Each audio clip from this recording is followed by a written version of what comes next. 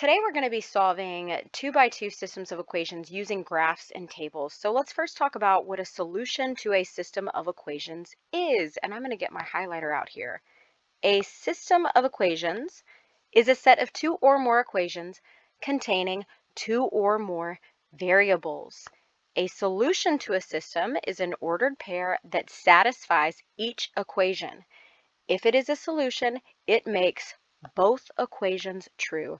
So the first thing we're going to do is determine algebraically if each ordered pair is a solution to the system. And how I do that is I'm going to use substitution. Remember that an ordered pair is written x comma y.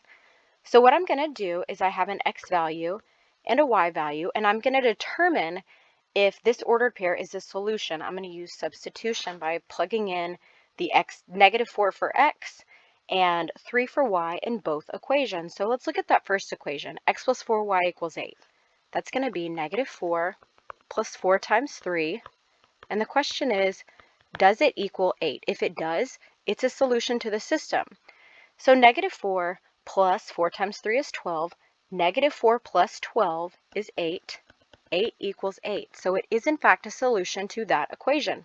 Let's look at the next one. Y minus 2. That's going to be 3 minus 2. Does it equal 4 times -4 minus 7? So 3 minus 2, what is that? That's 1. Does it equal -4 minus 7 is -11. -11 times 4 is -44. 1 does not equal, right? There's my does not equal. -44, therefore it is not a solution. It must make both equations true. It only makes one equation true, not the other, so it's not a solution. Let's look at the next example. We have our x value and our y value here, and I'm going to plug them into both equations. So 3 times 4 plus 2 times -1, does it equal 10? 3 times 4 is 12. 2 times 1 is -2. 12 and -2 makes 10. 10 does equal 10. It's a solution to that equation. Let's see if if it is a solution to the next equation. And remember, for it to be a solution to one equation, it's just a point on the line, okay? So any point on that line. So in our next equation, x minus 2y equals 6. I have 4 minus 2 times -1. Does it equal 6? -2 times -1 is 2. So 4 plus 2 is 6. 6 does equal 6. Therefore, this ordered pair is a solution to both equations. It is a point on the line in both equations. So that's how I can determine algebraically if it is a solution to the system. It makes both equations true. So now let's look into types of solutions. And I'm going to get my highlighter back out. The solution to a linear, or the solutions to a linear equation are on its graph. So that's like what I just said. So the solutions to a linear equation are every point on that line. The solution to a system of linear equations is the point they share. Thus, it is the point of intersection.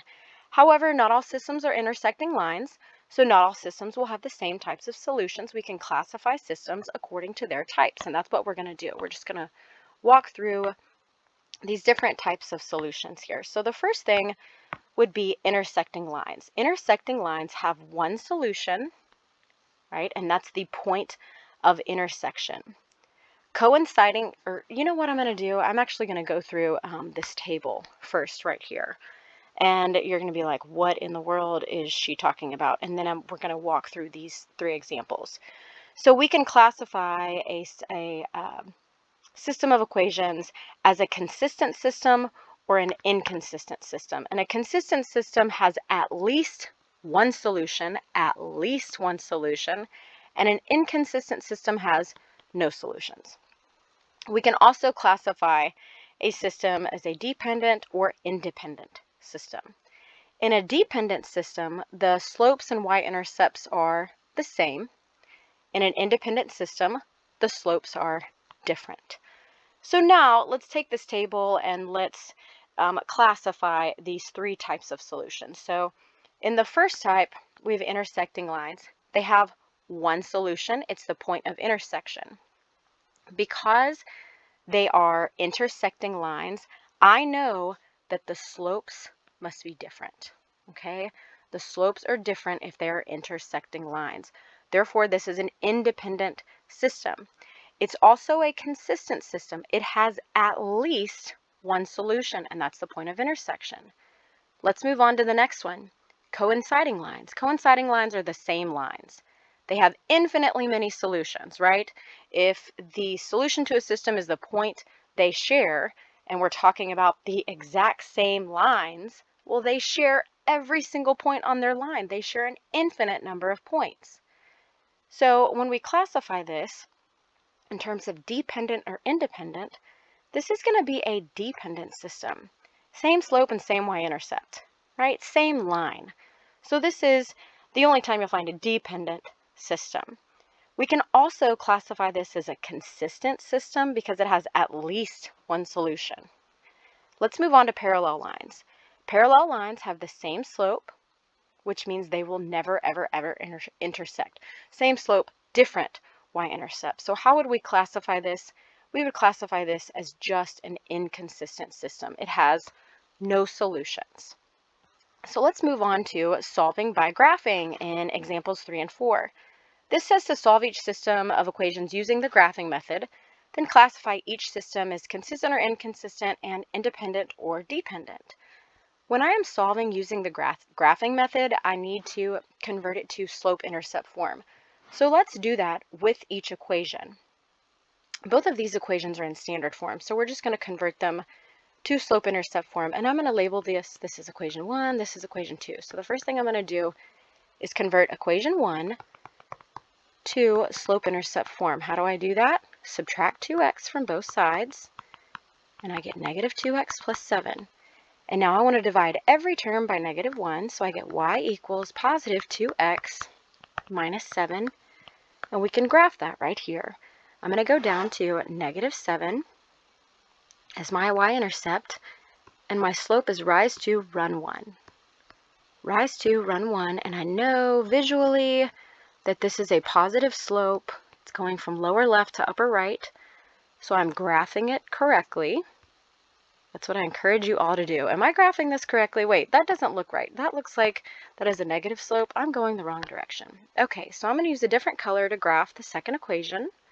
X plus 2y equals negative 4, and I'm going to solve for y. So subtract x from both sides, negative x minus 4, and now I'm going to divide every single term by 2. So I get y equals negative 1/2 x minus 2. And this is the other line that I'm going to graph. So I'm going to go down to negative 2. And my slope is negative rise 1, run 2. So my vertical change is 1, and my horizontal change is 2. And I can go down 1 over 2 this way, and you can see that point of intersection, right there. Remember, it's the point they share. It's the point that when I plug it into both equations, it makes both equations true. When I graph it, it's that point of intersection, which is right here at 2, negative 3, and that's how I would write my solution. 2, negative 3 is the solution to this system of equations.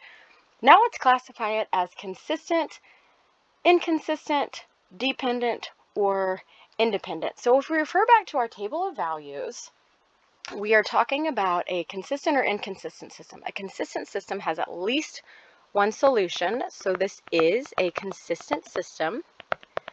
And because they have different slopes, it's going to be an independent system. So it's consistent and independent. All right, let's move on to number 4.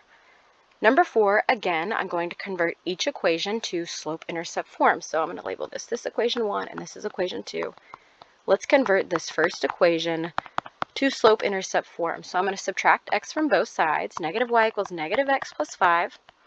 And now I'm going to divide both sides by negative 1. So I get y equals positive 1x, so just x, minus 5. And this is the line that I'm going to graph. So I'm going to go down to negative 5 on my y-axis, and my slope is positive 1.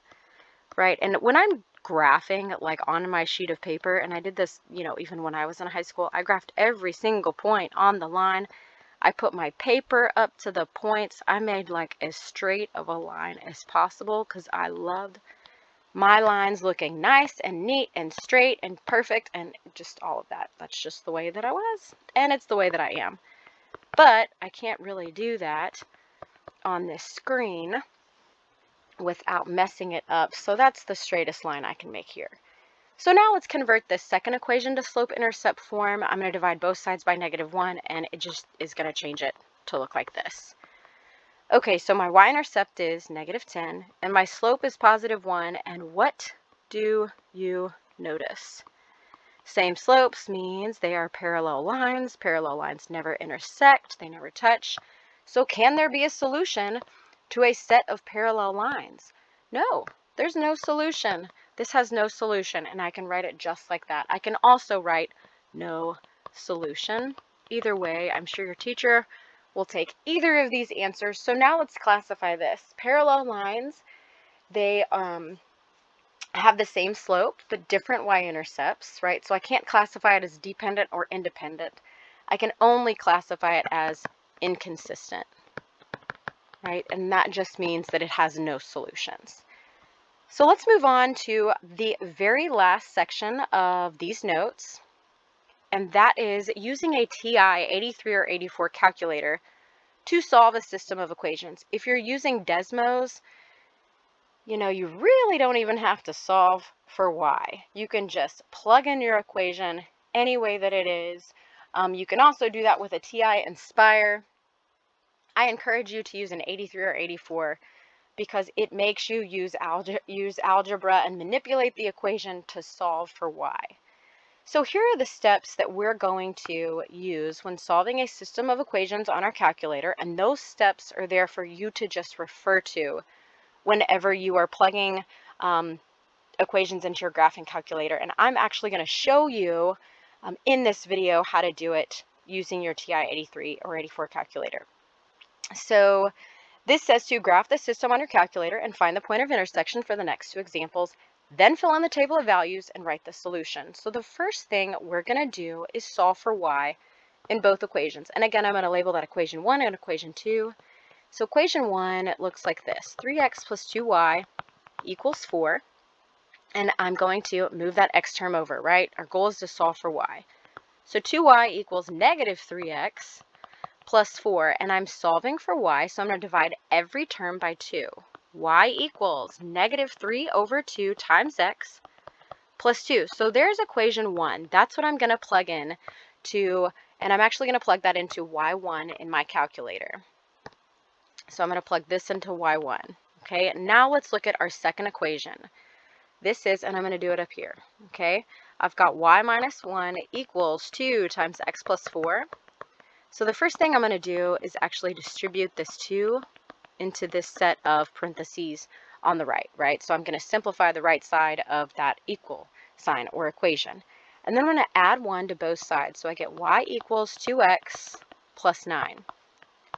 And there is the equation that I'm going to plug into y2 on my calculator. And I'm actually going to show you how to do that now. So this is the equation that's going to go into y2. So grab your graphing calculator and let's plug it in. I've got my TI-84 Smart View opened. This should look similar to what your calculator looks like. The first thing we're going to do is go to y equals, and we're going to plug in these two equations into y equals. So the first equation is -3 over 2x plus 2. Y equals -3 over 2x. So what I'm going to do is I like to open parentheses, -3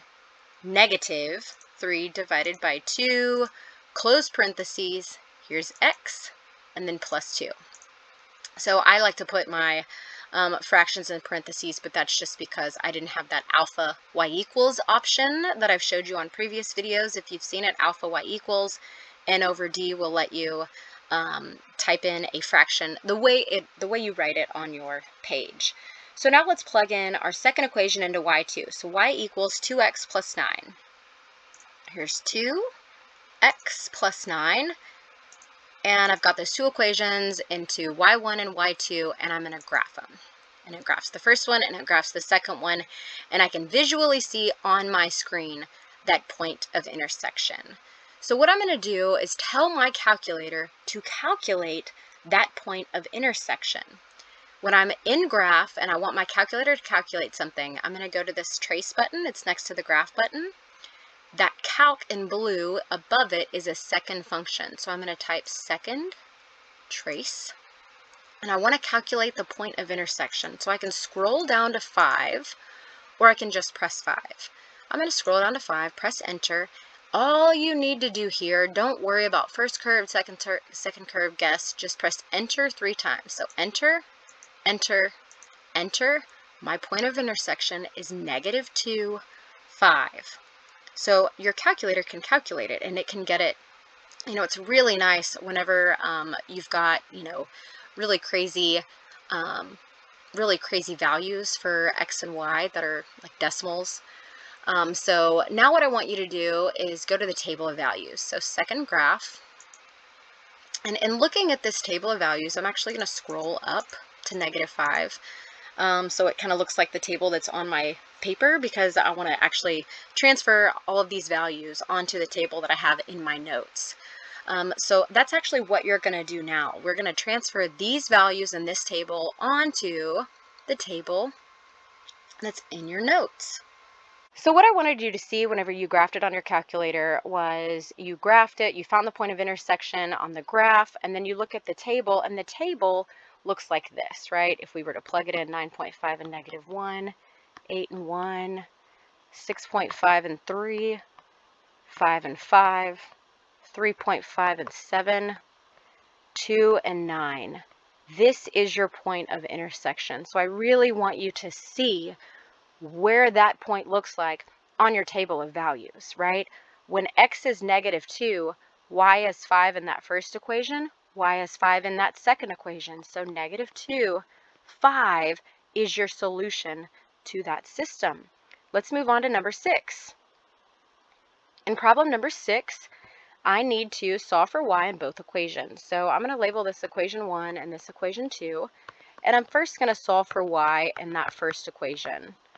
So what am I going to do? Move that x term over. So I get -3y equals -4x plus 9. Now we're going to divide every term by -3. So I get positive 4/3 x minus 3. And that's the first equation. This is what I'm going to plug into y1 on my graphing calculator. And now let's convert the second equation to slope-intercept form. Oh, wait. It's already in slope-intercept form. Awesome. So this is the equation I'm going to plug into y2, and grab your graphing calculator. We're going to do that now. Okay, I've cleared my calculator, and I'm going to plug in actually these next two equations into y1 and y2. So I'm going to go into y equals, and I'm going to plug in the equation for y1, so 4/3 x minus 3. So open parentheses, 4 divided by 3, 4/3, close parentheses, x minus 3. Okay, so I've got that first equation in. You want to make sure that you enter it in correctly. And then that second equation, y equals, don't forget negative. If you press a minus sign, it'll say, like, you know, when you're typing in -3x plus 10, you'll have an error. So that's typically a problem that I see a lot with my students. So make sure -3x plus 10. And I'm going to graph these two lines. So let's see. I've graphed them. I can visually see the point of intersection. My graph probably graphed them much faster than you did. Your calculator will graph the first line first, y1 first, and then it'll slowly graph the second line. And what we're going to do is calculate this point of intersection. So I'm going to tell my calculator to calculate something. So I'm going to go to second trace, or second calc, and then I'm going to go down to intersect. That's 5. And then I'm just going to press enter 3 times. Enter, enter, enter. There's my point of intersection, 3, 1. But now I want you to look at your table of values. So second graph, and let's look at this table of values. And I want you to take these values and plug them in, or actually write them on your table that's on your notes. Let's transfer the values in that table onto the table that's on your paper. So Let's fill in this table. Negative 3 and 10. I've got negative 1.6677, negative 0.333, and then 4. Got 2.333, and negative 2, 3.6667, and negative 5. And as you can see, there's what that point of intersection looks like on your table of values. So when x is 3, y is 1 in that first equation, y is 1 in that second equation as well. Your solution is 3, 1. And that concludes your notes over solving a system of equations using graphs and tables. I hope it was helpful.